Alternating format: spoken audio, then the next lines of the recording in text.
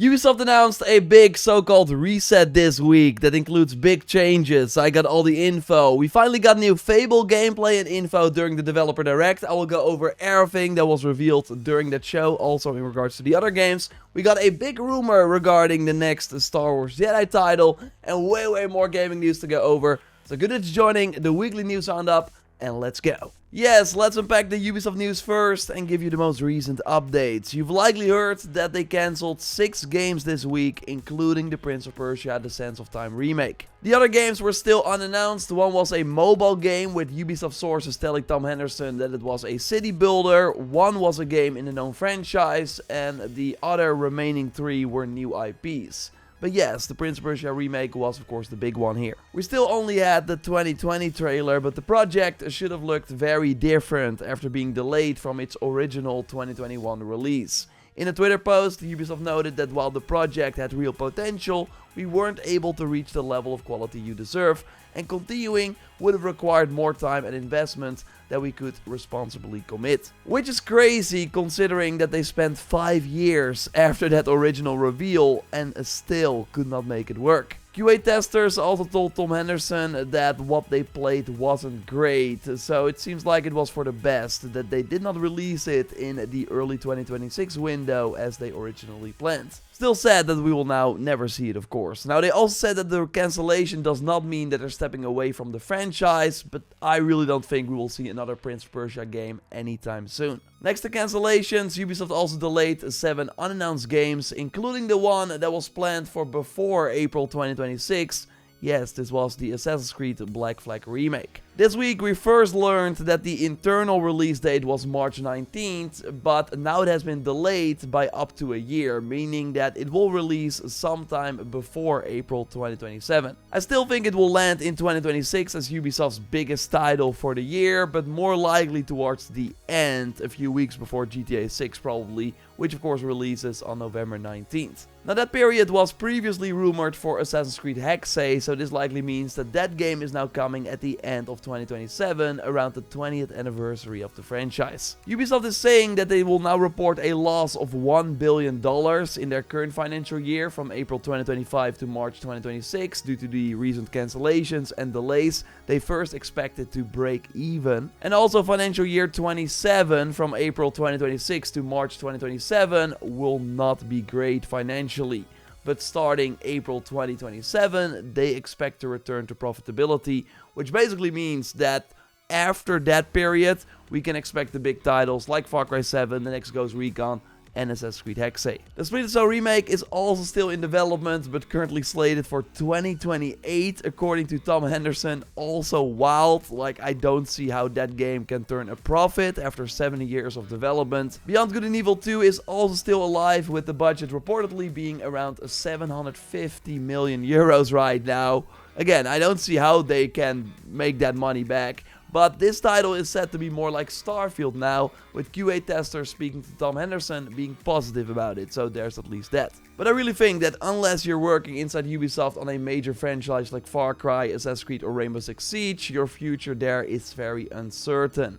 Ubisoft announced a brand new creative house structure. The first one focuses on the biggest franchises, the second one on PvE and PvP shooters, the third one on smaller but still potentially profitable live services, the fourth one on fantasy and narrative driven experiences, and the fifth on family friendly games. So Ubisoft says that this structure will allow for a better focus within the development teams and for more direct control over these franchises. But grouping these studios and brands also makes it much easier to sell them off to potential buyers. Like we've not seen the last of their reorganization, they want to cut another $200 million by March 2028, which will likely see many jobs lost. They're also forcing everyone to return to the office for 5 days a week, which is likely another way to have some people quit without Ubisoft having to pay them severance. It's really a bad situation all around. But yeah, they have to do something. Their market cap before the release of Breakpoint was close to 10 billion euros, so in 2019.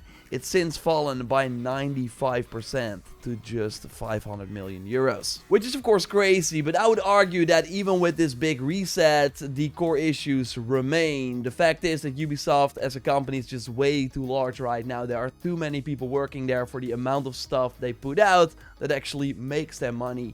So I hope also for the people working there that maybe they can sell off parts of the company and that those teams then remain and can operate under another sort of entity. Because that way those teams can remain, those people can have their job. Because I think what Ubisoft will eventually turn into is a way smaller corporation just focused on their biggest IP and making games for that.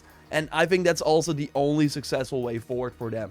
And yeah, another big core issue that will remain even with this big reset is that the people that got them in this situation, the CEO, the leadership team, they remain in place. Like, they're not going to change. While in any other big corporation, if the CEO got the stock price as low as it is now for Ubisoft, they would be gone easily. And it of course sucks if you are an employee and you are now uncertain if you will still have a job on February 12th. Ubisoft will announce more layoffs. But you see that the CEO and leadership, they remain untouched. Like, they are invincible. Like, that really sucks, of course. So yeah, it will get worse before it gets better for Ubisoft.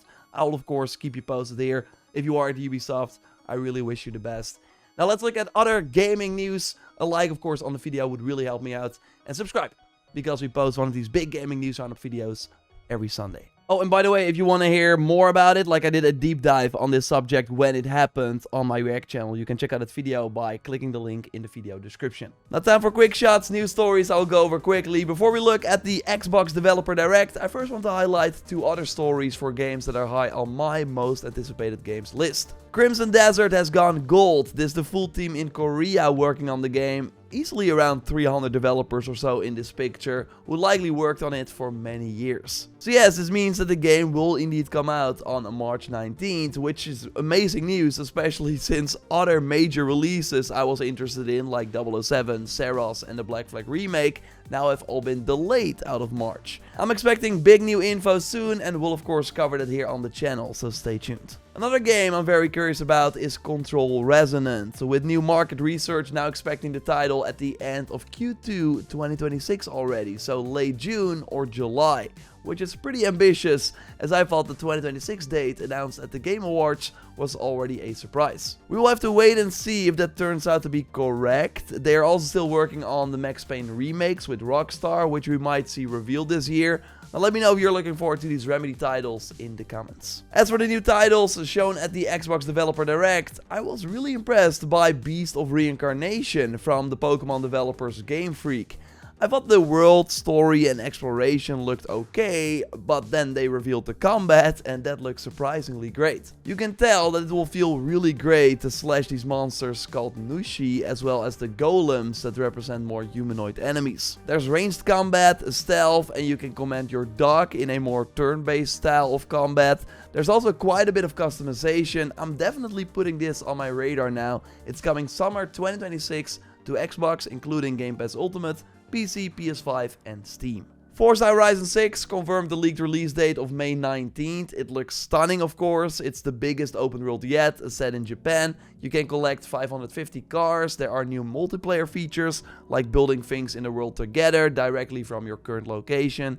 You can customize an estate and invite other players. The crazy part is though that there's also a 4-day early access window, but exclusively to the $120 premium edition. And even if you have Game Pass Ultimate and already pay monthly, you still have to pay $60 to get that premium edition upgrade instead of the usual $40. And this was after they of course also increased the price for Game Pass Ultimate, so pretty wild. As I predicted, Double Fine was also part of the show with a pod party game as a surprise reveal, but no, the biggest game at the Developer Direct was of course Fable. It offers the traditional open world action RPG gameplay in a very beautiful looking world, while also retaining the role-playing elements the series is known for. A highlight was when they said there are over 1,000 NPCs in the game that should all be unique, each with their own 24/7 life that you can follow in the game as well. You can talk and interact with them too.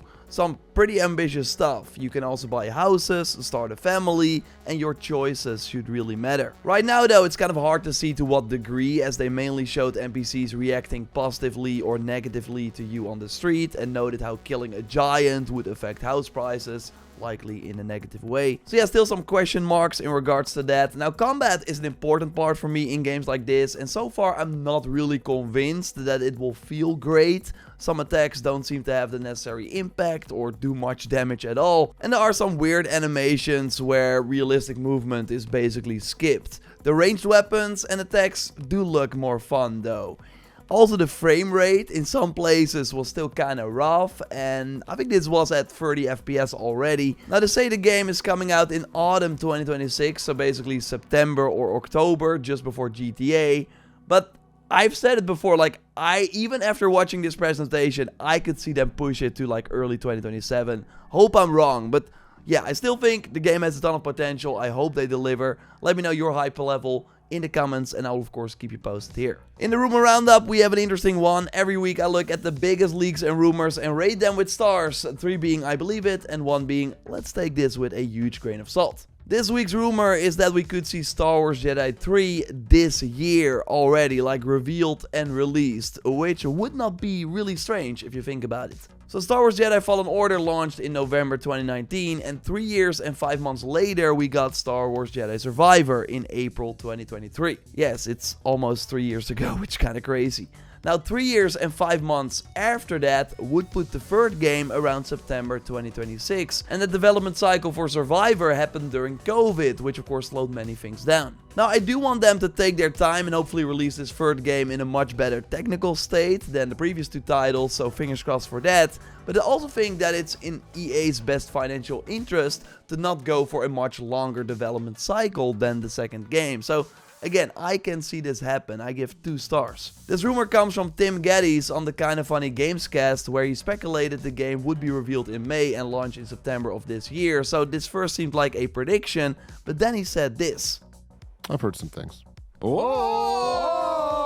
Now, on Twitter, he tried to backpedal, which I think likely happened because he wasn't supposed to share this, but we will find out soon enough if it's true. It would of course be wild, as September and October are already looking very crowded. So this coming week has some nice things lined up. We're getting a demo for Nioh 3 on PS5 and Steam on January 29th, ahead of its February 6th launch. But first, Highguard will release on January 26th, following a gameplay deep dive they'll be doing on their YouTube page. This was of course the final reveal at the Game Awards, so I'm curious whether that spotlight was worth it. I'm sure there will be a lot of other news in the coming days, and I will of course have a big gaming news roundup like this at the end of the week on Sunday, so subscribe to not miss it. I'll of course have a lot of other content on my other channels as well, including the weekly news stream, which you can set a reminder for by clicking on the screen. I hope to see you there. Subscribe, leave a like. I will speak to you soon. Goodbye.